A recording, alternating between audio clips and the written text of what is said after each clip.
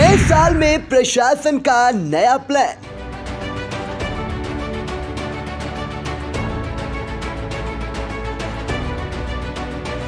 ठंड से निपटने के हैं पुख्ता इंतजाम। लहरी को लेकर के भी पूरा जो प्रशासन संवेदनशील है। अलाव जलाए जाने की, कंबल वितरण किए जाने की, रैन बसेरा स्थापित किए जाने की कार्रवाइयाँ चल रही हैं। किसी भी जन सामान्य को किसी भी प्रकार से कहीं पर कोई असुविधा न हो। कोविड की दस्तक से सतर्क हुआ प्रशासन। तो कोविड को दृष्टिगत रखते हुए लोगों को जो है सेंसिटाइज किया जाएगा, उनको भी जागरूक किया जाएगा और उन्हें भी जो है प्रचार प्रसार के माध्यम से, उनको संवाद के माध्यम से उनको भी सचेत और सतर्क रहने के लिए कहा जाएगा। सीतापुर की आर्थिक उन्नति के लिए तैयार हुआ मास्टर प्लान। हमारा आर्थिक उन्नयन होगा, लोगों की जो है प्रति व्यक्ति आमदनी जो है बढ़ेगी तो निश्चित रूप से लोग खुशहाल होंगे, उनका परिवार खुशहाल होगा और उत्तरोत्तर में जनपद खुशहाल होगा। तहसील स्तर पर ही होगा शिकायतों का निस्तारण। खत्म होगी जिला मुख्यालय की भागदौड़। जन सुनवाई का समय जो निर्धारित किया गया है शासन के द्वारा, उससे अधिक समय दें। अगर जनता आती है तो जनता की शिकायतों को सुन करके और तत्समय ही जो निस्तारण किए जाने योग्य शिकायतें हैं उनका निस्तारण कराएं। जनता के द्वार पर जाकर के उनका निराकरण होना चाहिए, जिससे जनता आकर के यहाँ पर परेशान न हो।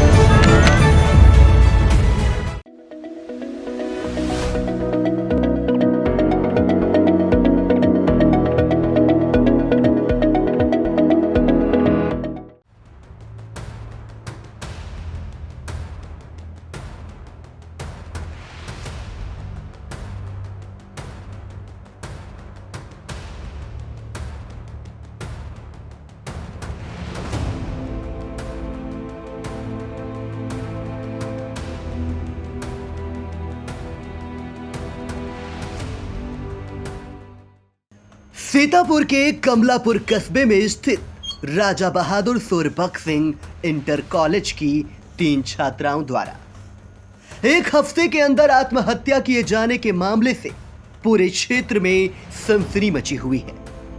छात्र छात्राओं सहित विद्यालय प्रबंधन भी आत्महत्या के मामलों से सख्ते में है। एक सप्ताह के भीतर हुई आत्महत्या की 3 घटनाओं की जांच के लिए विद्यालय प्रबंधन ने 5 सदस्यीय टीम भी गठित की है।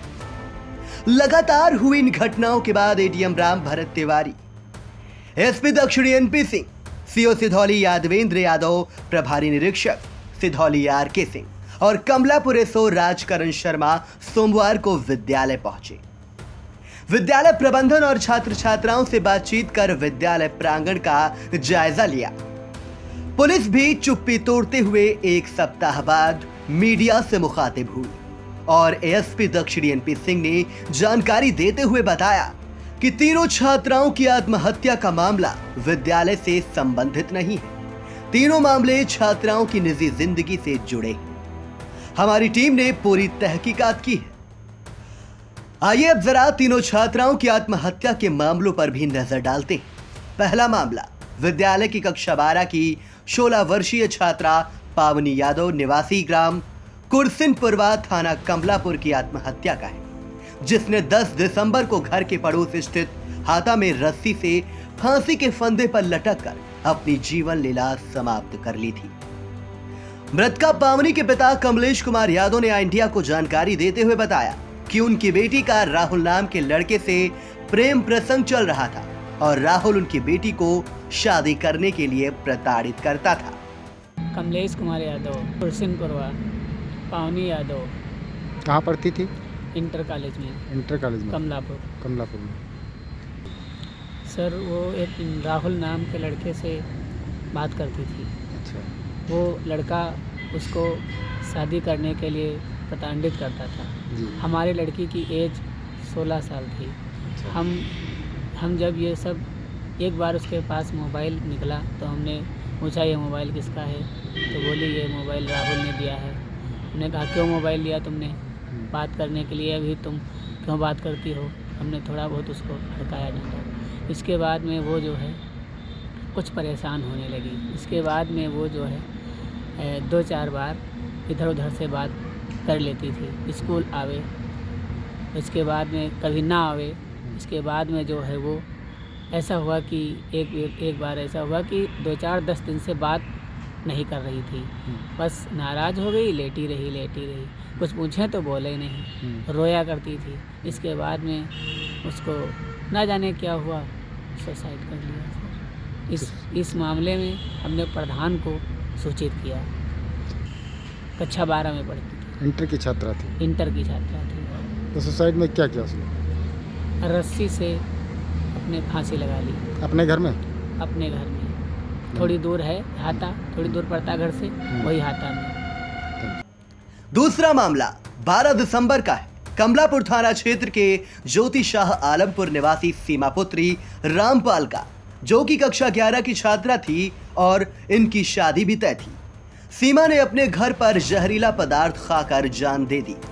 सूत्रों की माने तो जहां से सीमा का विवाह तय था, ससुराली जन दहेज की मांग कर रहे थे। इसी को लेकर सीमा ने परेशान होकर जहरीला पदार्थ पी लिया था। आत्महत्या की तीसरी घटना 18 दिसंबर की है। विद्यालय की इंटरमीडिएट की छात्रा आकृति निवासी तिवारीपुर ने जयरामपुर स्थित सराय नदी पुल से छलांग लगाकर आत्महत्या कर ली थी। इसके बाद परिजनों ने शव का अंतिम संस्कार बिना पुलिस को जानकारी दिए कर दिया था। पुलिस अधिकारियों की माने तो आकृति ने भी प्रेम प्रसंग के चलते आत्महत्या की है। आत्महत्या की इन घटनाओं से विद्यालय और क्षेत्र में सनसनी का माहौल अभी कम नहीं हो पाया कि 24 दिसंबर को विद्यालय प्रांगण में एक छात्रा ने ब्लेड से हाथ की नस काटकर आत्महत्या का प्रयास किया था, जिसे प्राथमिक उपचार के बाद परिजनों को सूचित कर घर भेज दिया गया था। इंटरमीडिएट की छात्रा मुस्कान, जो कि थाना कमलापुर क्षेत्र के सरैया गांव में अपने नाना सुरेंद्र सिंह के यहां रहकर पढ़ाई करती थी। पुलिस द्वारा दी गई जानकारी के अनुसार मुस्कान एनसीसी गर्ल्स डिवीजन की छात्रा है और अक्टूबर-नवंबर में लखनऊ में आयोजित एनुअल कैंप में हिस्सा लेने गई थी। कैंप में मुस्कान बीमार हो गई थी, जिसके बाद वो अपने माता पिता के वहां शाहजहांपुर चली गई थी। बताया जाता है कि जब वो दोबारा पढ़ाई करने विद्यालय पहुंची तो छात्र छात्राएं मुस्कान पर कमेंट करते थे कि या तो कैंप से गायब हो गई थी। इसी के चलते मुस्कान ने आत्महत्या का प्रयास किया। 2 हफ्ते के भीतर घटी इन घटनाओं से छात्र छात्रा ही नहीं बल्कि उनके अभिभावक भी सकते में हैं कि ऐसे माहौल में वो अपने बच्चों को कैसे विद्यालय भेजे। फिलहाल पूरे क्षेत्र में सनसनी फैली हुई।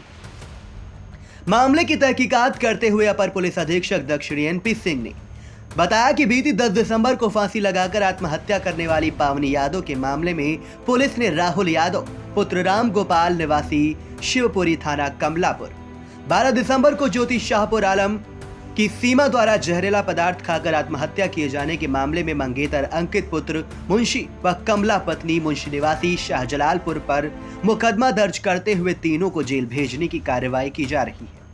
वहीं 18 दिसंबर को तिवारीपुर की आकृति द्वारा पुल से छलांग लगाकर आत्महत्या किए जाने से मामले में 16 वर्षीय गोलू पुत्र मुन्ना सिंह निवासी जयरामपुर पर संबंधित धाराओं में मुकदमा दर्ज कर जिला जज सीतापुर के सापेक्ष शेष कार्रवाई की जा रही है। आपने देखा कि कुछ समाचार पत्रों में बड़े बड़े खबर के रूप में इसको साया किया गया था। उसको देखते हुए हमने और एडीएम साहब की ज्वाइंट संयुक्त टीम ने इसकी विधिवत छानबीन की। इसमें जो 3 मामले लड़के की सुसाइड से संबंधित है, उसका मामला कोई स्कूल से संबंधित नहीं है। एक मामला जो लड़की का था सुसाइड का, वो शादी कहीं और करना चाहती थी, घर वाले कहीं और तय कर दिए थे। बाद में घर वालों के मानने के पश्चात घर वाले जहाँ वो चाहती थी वहाँ गए शादी करने के लिए, दहेज मांग लिया, बाइक मांग लिया और वो शादी टूट गई। माँ के डांटने से वो लड़की ने चूहा मारने की दवा पी ली, जिससे उसकी मौत हो गई। हाँ, उस घटना का सबसे खराब पक्ष ये था कि वो लोग डर गए और बिना पुलिस को बताया उसका क्रिमेशन कर दिए और हम लोग को जानकारी नहीं हो पाई थी। एक घटना वो है। दूसरी घटना एक बगल के हमारे गांव की है। वो लड़की भी 12th क्लास की बायो की थी और उसके बारे में भी खबर छपी थी। हम लोगों ने गहराई से उसकी छानबीन की और छानबीन करने के पश्चात ये जानकारी हुई कि उसका एक लड़का राहुल यादव उससे प्रेम संबंध था, जो इस विद्यालय का नहीं है। और बाद में घर वालों की जानकारी होने पे उसको रोक दिया गया, उसका मोबाइल छीन लिया गया और इसको लेके वो परेशान रहती थी। पिता और माता झगड़ा उसका हुआ और बाद में सुसाइड कर लिया उसने। उन दोनों घटनाओं में, पहली वाली घटना में हम लोग दहेज का और आत्महत्या के लिए उकसाने का मुकदमा हम दर्ज कर लिए हैं। जो आरोपी उसका मंगेतर है अंकित पासवान और उसकी सो कॉल्ड सास कमला को हम लोग गिरफ्तार कर लिए हैं। मुकदमा लेकर उनको हम जेल भिजवा रहे हैं। दूसरी वाली घटना में जो राहुल यादव है जिसने उसको मोबाइल दिया था और शादी करने का उससे प्रयास किया, माँ बाप तैयार नहीं हुए, सुसाइड उसने कर लिया, उस घटना को भी हम लोगों ने संज्ञान में लेकर जांच के बाद मुकदमा 354 और पॉक्सो तथा 30 का मुकदमा लिखवा रहे हैं। राहुल यादव गिरफ्तार हो गया और इस समय जेल जा रहा है। तीसरी घटना भी संजोग की बात है, इसी विद्यालय की छात्रा से संबंधित है। उस घटना में भी वो लड़की साइकिल से विद्यालय आती थी और कोचिंग भी करती थी। वो उसी गांव का एक लड़का था, वो भी नाबालिग बच्चा जिसका डेट ऑफ बर्थ 2005 का है, वो दोनों से बातचीत होती थी। उस लड़के की चचेरा भाई जाकर घर में उसकी शिकायत किया, बाद में घर में उसको डांटा और ऐसा प्रतीत हो रहा कि उस डांट से क्षुब्ध होकर उसने सुसाइड कर लिया। ये इसका भी एक नेगेटिव पक्ष ये है कि वो लोग डर गए घर वाले और बिना पुलिस को बताई उन लोगों ने उसका क्रिमिनेशन कर दिया और हमारे संज्ञान तक बात नहीं आई है। उस प्रकरण में भी हम लोग मुकदमा दर्ज कर रहे हैं। जब टीम ने किया तो पता लगा कि वो लड़की इस विद्यालय की एनसीसी गर्ल डिवीजन की छात्रा है और इन लोगों का 11-10 से लेकर 17 नवंबर तक लखनऊ में एएमसी सेंटर पे एनुअल कैंप गया हुआ था। वहाँ पे वो लड़की बीमार हो गई और बाद में उसको आर्मी अस्पताल में एडमिट करा दिया गया था। वो लगभग 2 दिन वहाँ एडमिट थी, बाद में लौट के कैंप में आई, फिर भी वो ठीक नहीं हुई। वो अपने घर शाहजहाँपुर चली गई थी। बाद में जब पुनः यहाँ ननिहाल में आके पढ़ने के लिए क्लास में गई तो कुछ बच्चियों ने उस पर कमेंट कर दिया, मजाक किया उससे कि ये तो कैंप से उनके लिए गायब हुई थी। उसी से क्षुब्ध होकर के उसने घटना कारित की थी। कल हमारी महिला SHO ने, महिला SI ने, हम सब लोगों ने इस मीडिया से बात कर ली। अब वो बहुत ही मजबूत है और इसमें कोई बात नहीं है। हमारे बार बार पूछने के बाद भी ये हमारी महिला SI के कांस्टेबल के कि किसने तुमको ये आक्षेप लगाया, कमेंट किया, उसने इसका नाम नहीं बताया। आपसी मामला था, हमें कोई कार्रवाई इसमें नहीं करनी है और हम बिल्कुल मैं ठीक हूँ। ये चारों मामले थे, इन चारों मामलों का हमने आपको डिटेल बता दिया है।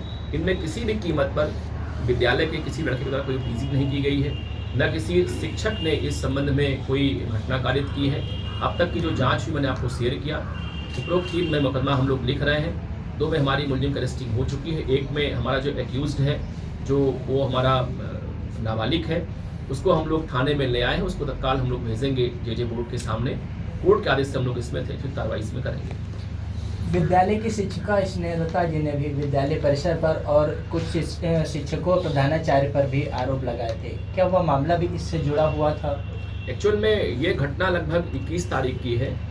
यहाँ पे जो NCC की जो गर्ल्स डिवीज़न है, सीनियर डिवीज़न की, उनकी जो लेफ्टिनेंट है स्नेहलता जी, वो थाने पे आई थी। उन्होंने एप्लीकेशन दिया था कि लड़का यहाँ पे है जो 12th क्लास का है और वो under officer NCC boys division का है।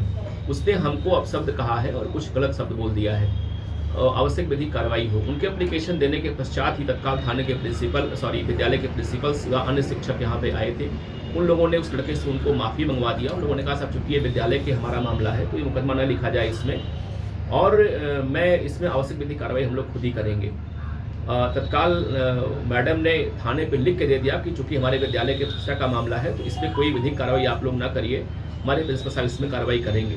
प्रिंसिपल ने उसी समय तत्काल जो निखिल लड़का नाबालिग जो 12वीं का था, उसको विद्यालय से उसको एक्सपेल कर दिया और एक जांच कमेटी बनाई है विद्यालय की जो आंतरिक जांच करेगी, उसमें आवश्यक विधिक कार्रवाई वो लोग करेंगे। इसके बावजूद भी अगर मैडम को लगता है कि इसमें पुलिस से कार्रवाई अपेक्षित, तत्काल हमको एप्लीकेशन पूरा दे दें, वो इसमें हम लोग कार्रवाई करेंगे और उनको हम संतुष्ट करेंगे।